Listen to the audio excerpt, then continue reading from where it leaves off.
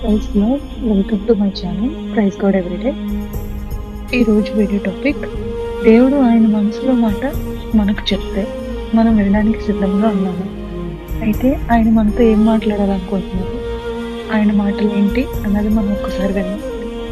ఎన్నో వీడియోస్ రోజు చూస్తాం, కానీ దేవుడు మనతో ఏం మాట్లాడాలనుకుంటున్నారు ఆయన మాట ఒక్కసారి వింటే ఆయన మనసు మనం తెలుసుకోగలిగితే మన క్షేమం అని నమ్ముతున్నాను. దయచేసి ఈ వీడియోని లాస్ట్ వరకు చూడండి. నేను నువ్వు కలిసి ఉండాలి అని నిన్ను ఏర్పాటు చేసుకుని నీకు అన్ని సమకూర్చి మనం స్నేహం చేస్తే నీ తండ్రినైనా నన్ను విడిచి ఎందుకు వెళ్ళిపోయావు బిడ్డా?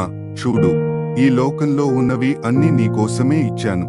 నీకు నిత్యరాజ్యం కూడా సిద్ధం చేశాను.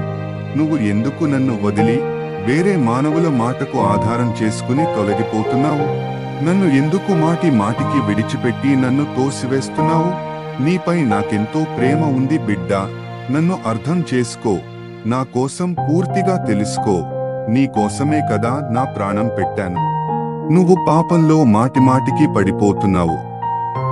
నీ పితరుడైన ఆదాము కూడా నన్ను విడిచి పాపమును పోగు చేసుకుని దూరంగా వెళ్ళిపోయాడు. మరల ఆ దూరం పోగొట్టడానికి, ఆదాము కోల్పోయిన మహిమను మరల ఇవ్వటానికి నేను మిమ్మల్ని విడిచి ఉండలేక నా స్థానమును విడిచి మీ అందరూ నాతో మరలా సహవాసం చేయాలని, పోగొట్టుకున్న మహిమను మరల ఇవ్వాలనే మీకోసమే. నా ప్రాణం ఇస్తేనే మీ పాపములన్నీ నా మీద పడి మీ పాపములన్నిటికీ శిక్షలు నేనే పొందుకుని మిమ్మల్ని కట్టివేసిన ఆ పాపం నుండి నా ప్రాణం ఇచ్చి విడిపించాను. మీకు విడుదల వచ్చింది. నేను నిన్ను శిక్షించక నీ పాపముల శిక్షను నేనే భరించాను. ఆ విషయం తెలుసుకుని మీరు నా దగ్గరకు వచ్చేయండి బిడ్డా, నేనే కదా నిన్ను పరలోకానికి తీసుకువెళ్ళగలను. నా దగ్గరకు రాకుండా ఉంటున్నావు.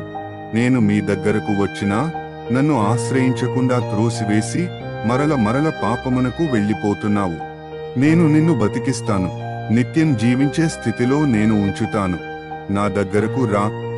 నీదే, నీ కోసమే ఏర్పాటు చేసిన రాజ్యమును, నీ స్వాస్థ్యముగా ఇచ్చిన దానిని నీది కాదు అని చెప్పే అపవాది మాటలకు ఇప్పటి వరకు నీవు నమ్ముతున్నావు.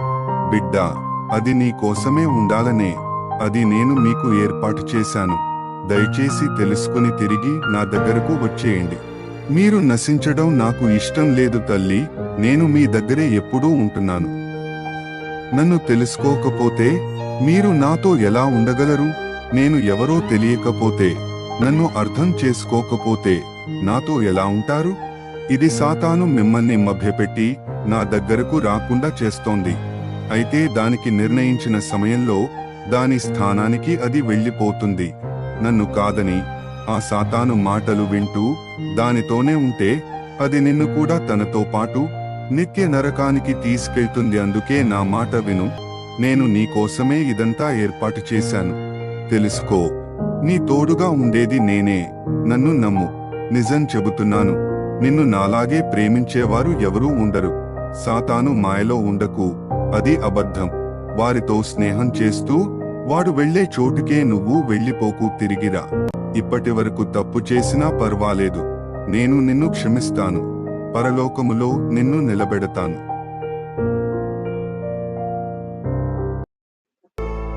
అవును, నిజమే కదా. సాతాను ఇప్పటి వరకు మనల్ని మోసం చేస్తూ మన తండ్రి అయిన దేవుని నుండి మనల్ని పూర్తిగా దూరం చేసింది. మనము దేవుని బిడ్డలం. ఆయన నీ కోసం నా కోసం తన ప్రాణాన్ని ఇచ్చారు. మరి నువ్వు ఆయన కోసం ఏం చేస్తున్నావు ఒకసారి ఆలోచించు. నేను దేవుణ్ణి తెలుసుకున్నాను అనుకున్నాను, కానీ దేవుణ్ణి ఈ జీవితంలో ఏ స్థానం ఇచ్చావు ఒకసారి ఆలోచించు. ఇంకా ఆలస్యం చేసుకోకు, ఎందుకంటే నీవు తెలుసుకుంటేనే రక్షించబడతావు. నీవు రక్షించబడితేనే ఆయన మన కోసం పెట్టిన ఆయన ప్రాణం నాకు అర్థం ఉంటుంది. ఆయన తన పని చేశారు. మరి నీవు చేయవలసింది ఒక్కటే, నీ హృదయంలోనికి దేవుని చేర్చుకోవడమే. నీ హృదయంలోనికి దేవుని చేర్చుకోవడమే. అది కూడా నీవు చేయలేకపోతే నష్టం ఎవరికో తెలుసా? నీకు మాత్రమే. ఆయన నిన్ను ప్రేమించారు కనుకే నిన్ను బ్రతులాడుతున్నారు. నీ సమయం ఉండగానే నీ హృదయం మార్చుకొని యేసుని చేర్చు.